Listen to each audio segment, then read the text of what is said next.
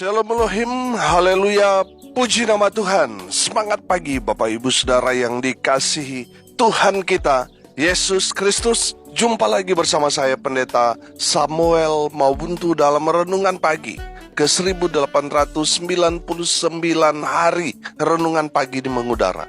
Puji Tuhan. Bapak Ibu Saudara yang dikasihi Tuhan, sebelum kita mengawali segala aktivitas kita di pagi hari ini, mari kita buka hari ini bersama Tuhan dengan mendengarkan firman Tuhan. Sebelum kita membaca, mendengarkan, dan merenungkan firman Tuhan hari ini, mari kita berdoa, minta pimpinan Roh Kudus. Kita berdoa. Bapa di surga, berbicaralah kepada kami semua. Pakai firman Tuhan ini untuk menegur kami, menasihati kami, menguatkan kami, meneguhkan iman percaya kami, dan menuntun kami supaya kami terus berjalan di jalan Tuhan yang benar. Dan pakai firman Tuhan ini untuk memberkati kami semua. Di dalam nama Tuhan Yesus yang adalah firman Allah yang hidup, kami berdoa. Amin. Haleluya.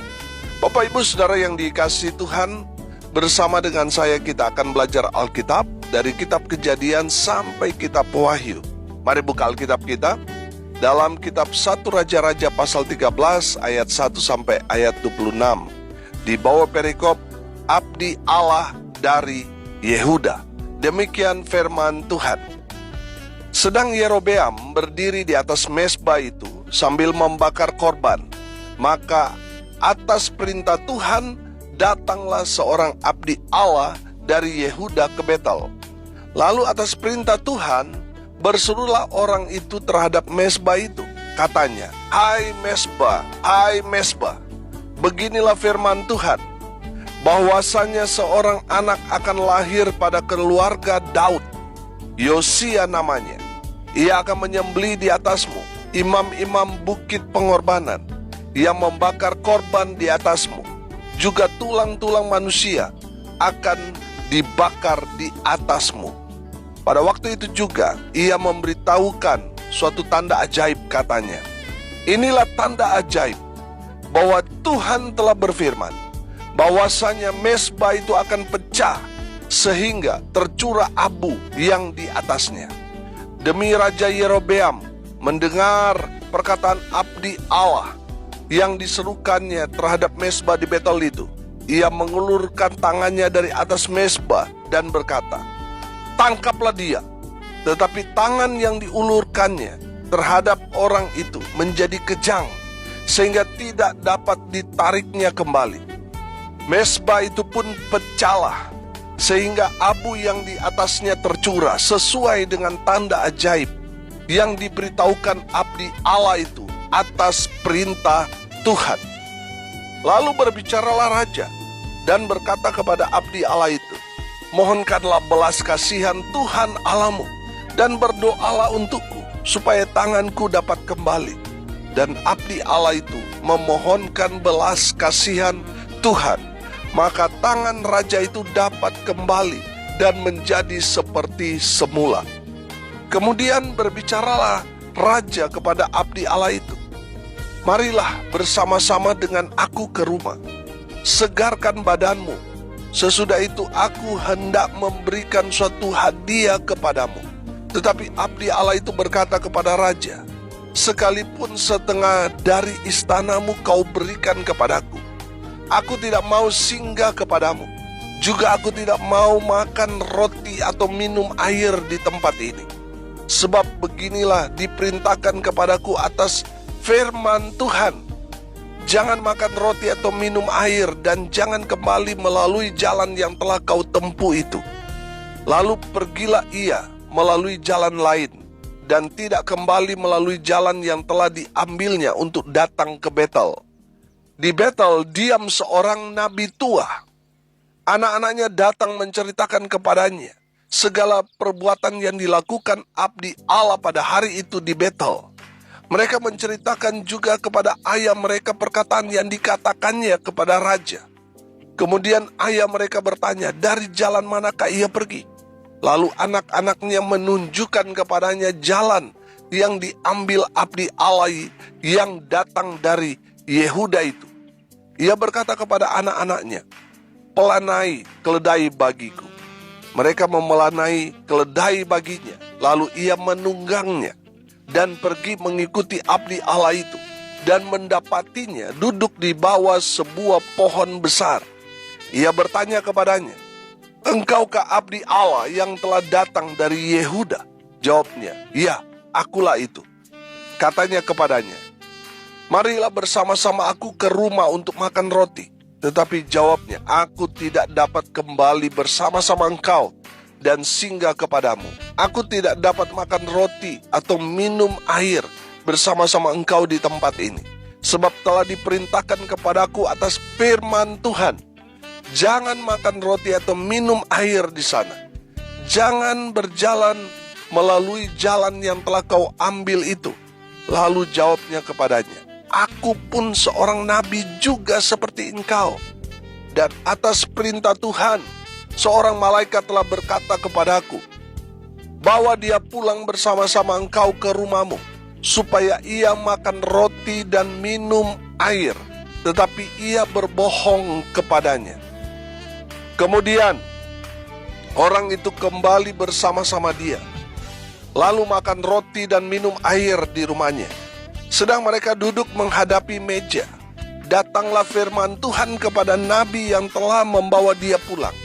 Ia berseru kepada abdi Allah yang telah datang dari Yehuda, "Beginilah firman Tuhan, karena engkau telah memberontak terhadap titah Tuhan dan tidak berpegang pada segala perintah yang diperintahkan kepadamu oleh Tuhan Allahmu, tetapi kembali dan makan dan minum air di tempat ini. Walaupun ia telah berfirman kepadamu, jangan makan roti atau minum air, maka mayatmu tidak akan masuk ke dalam kubur nenek moyangmu." Setelah orang itu makan roti dan minum air, dipelanailah keledai baginya. Orang itu pergi, tetapi di tengah jalan ia diserang seekor singa dan mati diterkam. Mayatnya tercampak di jalan, dan keledai itu berdiri di sampingnya. Singa itu pun berdiri di samping mayat itu. Orang-orang yang lewat melihat mayat itu tercampak di jalan, dan singa berdiri di sampingnya, dan mereka menceritakannya di kota tempat kediaman nabi tua itu. Ketika hal itu kedengaran kepada nabi yang telah membujuk dia berbalik kembali, ia berkata, "Dialah abdi Allah yang telah memberontak terhadap titah Tuhan. Tuhan menyerahkan dia kepada singa yang mencabik dan membunuhnya sesuai dengan firman Tuhan yang diucapkannya kepadanya." Amin, firman Tuhan. Haleluya.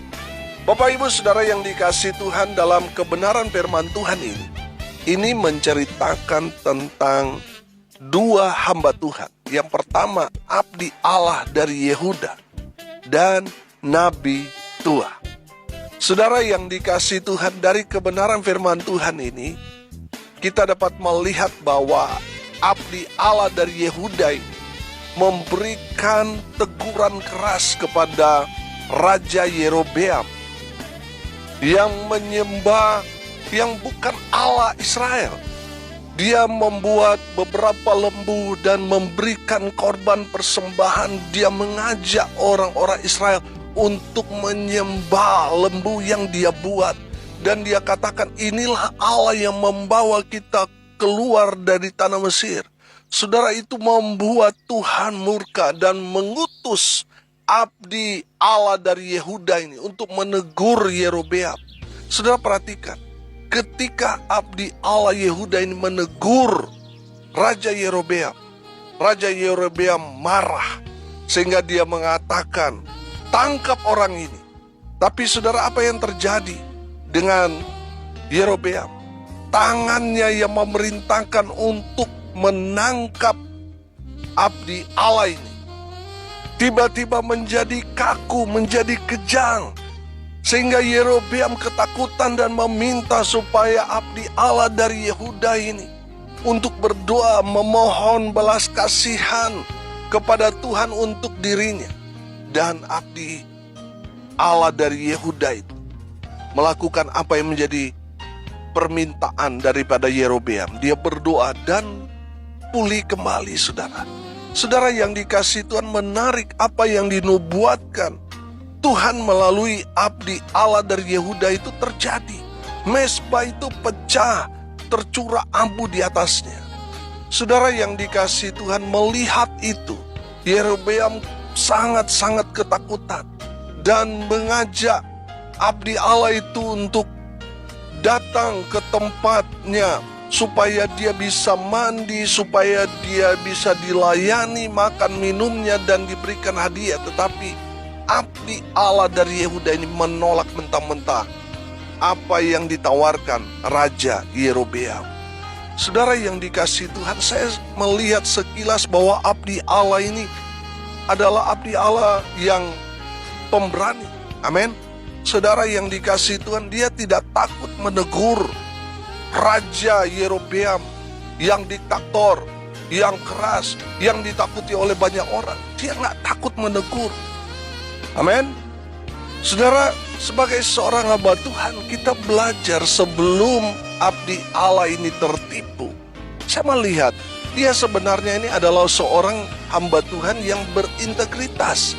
Ketika dia ditawarkan oleh Yerobeam untuk menerima hadiah, abdi Allah ini menolak mentah-mentah. Bahkan dia bilang, walaupun setengah istanamu engkau berikan kepadaku, aku tidak mau singgah kepadamu, juga aku tidak mau makan roti atau minum air di tempat ini.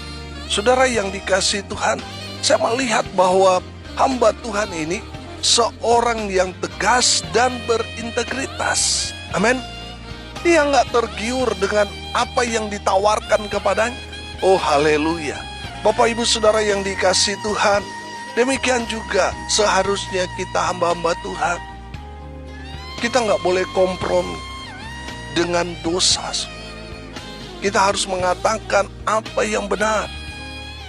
Kita harus tegas. Kita harus berintegritas. Amin.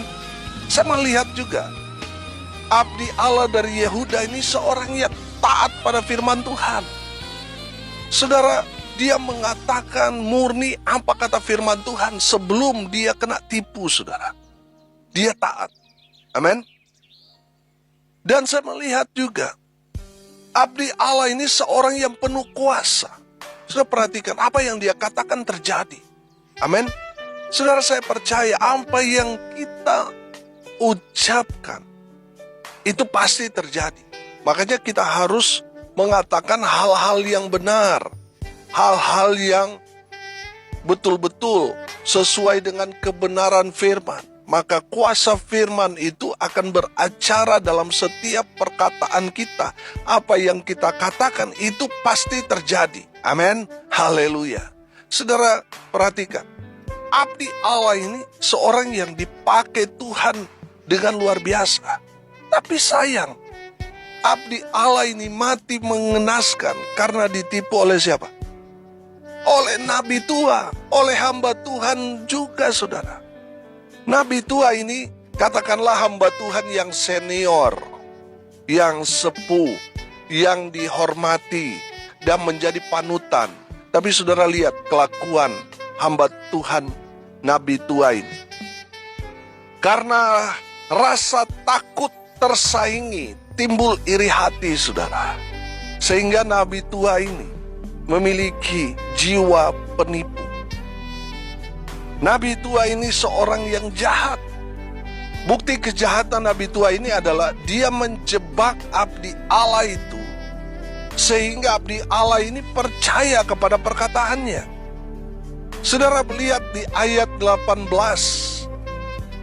Lalu jawabnya kepadanya, aku pun seorang nabi juga seperti engkau.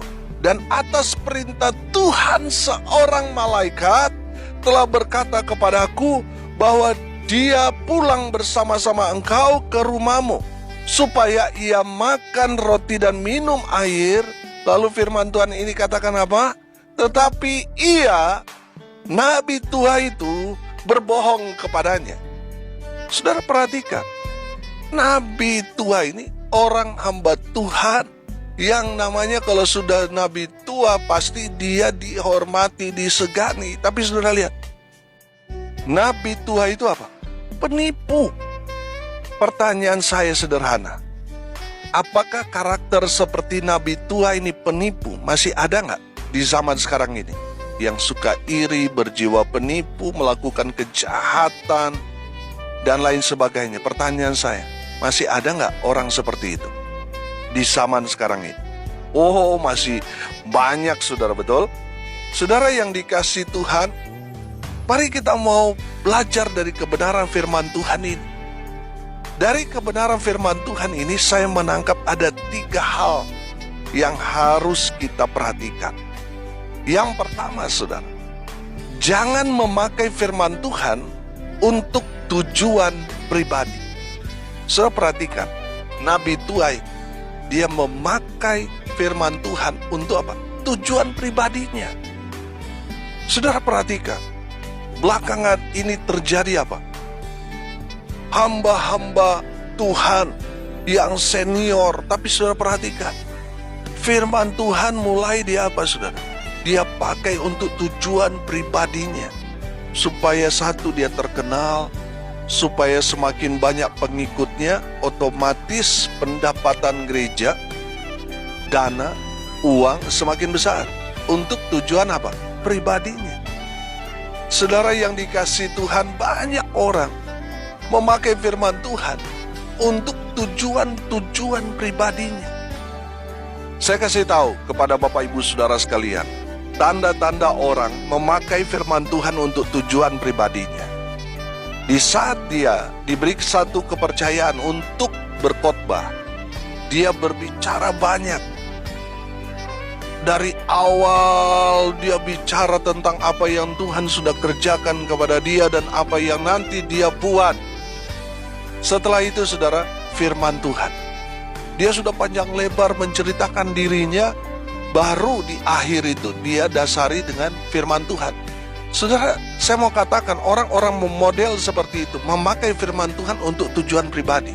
Dia mau paksa bahwa firman Tuhan itu harus setuju dengan apa yang dia sampaikan. Seharusnya dasar firman Tuhan dulu. Bicara firman Tuhan dulu. Itu dasar, saudara. Saudara yang dikasihi Tuhan, jangan firman Tuhan itu nanti belakangan. Kalaupun di saat firman Tuhan ada pendahuluan, saudara, itu pun hanya beberapa menit.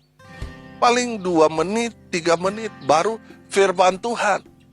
Baru penjabarannya, saudara. Itu yang benar. Bukan saudara sudah cuap-cuap panjang lebar, sudah 1 jam, baru firman Tuhan. Saudara mau paksa firman Tuhan itu setuju dengan apa yang saudara inginkan. Saya mau katakan, saudara memakai firman Tuhan untuk tujuan pribadi. Saudara yang dikasihi Tuhan, jangan memakai firman Tuhan untuk tujuan pribadi saudara. Jangan. Yang kedua, jangan mengatasnamakan Tuhan, padahal Tuhan tidak berfirman kepada kita.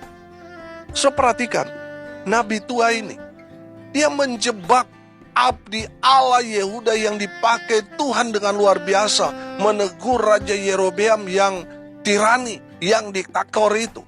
Dipakai Tuhan dengan luar biasa abdi Allah dari Yehuda itu. Tapi saudara lihat, dia mati mengenaskan karena kelakuan dari Nabi tua yang menyesatkan itu. Saya mau bilang Nabi tua itu menyesatkan. Karena apa, saudara? Dia berbohong. Dia mengatasnamakan Tuhan padahal Tuhan tidak berfirman kepada dia. Jelaskan di ayat 18, tetapi ia berbohong kepadanya. Saudara yang dikasihi Tuhan, jangan mengatasnamakan Tuhan padahal Tuhan tidak berfirman kepada kita. Saudara lihat, banyak orang, bahkan hamba Tuhan sendiri seperti Nabi tua ini. Oh, Tuhan berfirman kepada saya, Tuhan tiba-tiba berfirman kepada saya dan sebagainya. Saudara yang dikasihi Tuhan, dengar ini baik-baik.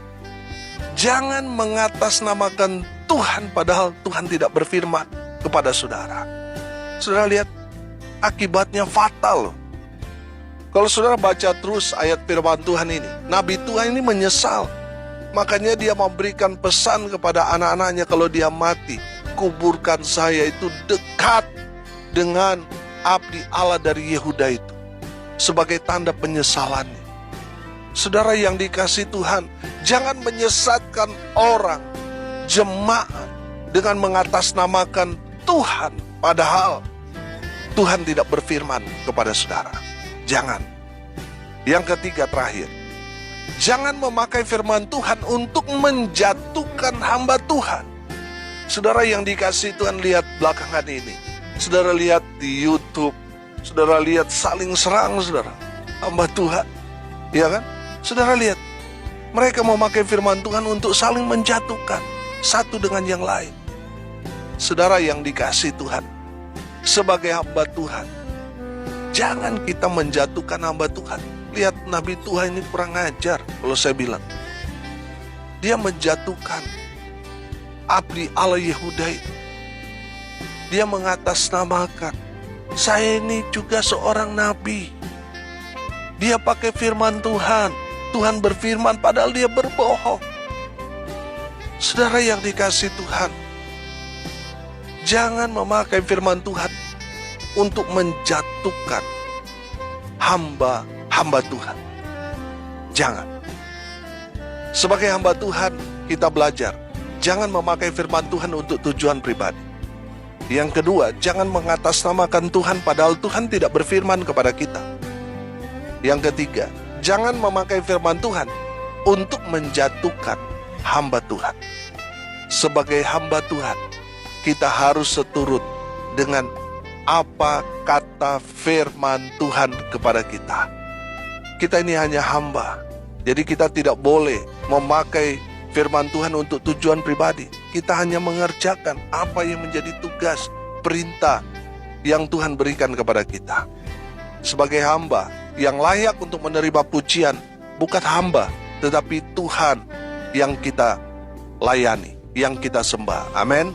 Saudara yang dikasihi Tuhan, sebagai hamba, kita hanya melayani. Jangan saling menjatuhkan satu dengan yang lain. Jangan. Mari kita aminkan firman Tuhan ini, kita berdoa. Terima kasih Bapa di surga sudah menegur, menasihati, dan memberkati kami melalui kebenaran firman-Mu. Berkati semua pendengar dimanapun mereka berada. Tuhan memberkati hidup mereka. Tuhan memberkati rumah tangga mereka. Usaha pekerjaan pelayanan mereka diberkati, dibuat beruntung, berhasil. Di dalam nama Tuhan Yesus, mereka yang sakit Tuhan sembuhkan. Mereka yang lemah Tuhan kuatkan. Mereka yang berduka cita Tuhan memberikan penghiburan, kekuatan yang datang dari Tuhan. Hamba berdoa biarlah berkat surga turun memenuhi semua pendengar. Bapak Ibu Saudara yang dikasihi Tuhan, arahkanlah hatimu dan terimalah berkat dari Tuhan Yesus. Tuhan memberkati engkau dan melindungi engkau. Tuhan menyinari engkau dengan wajah-Nya dan memberi engkau kasih karunia. Tuhan menghadapkan wajah-Nya kepadamu dan memberi engkau damai sejahtera. Di dalam nama Tuhan Yesus, sumber segala berkat. Bapak Ibu Saudara yang percaya, diberkati Tuhan, katakan amin. Puji Tuhan. Bapak Ibu Saudara yang dikasihi Tuhan, kalau saudara merasa diberkati melalui renungan pagi ini, bagikan juga kepada saudara-saudara yang lain, agar mereka juga diberkati, karena untuk itulah kita dipanggil, untuk jadi berkat. Saudara yang dikasihi Tuhan, salam kasih dari Bali, saya Pendeta Samuel Mawuntu, sampai jumpa besok pagi. Tuhan Yesus memberkati kita semua. Haleluya.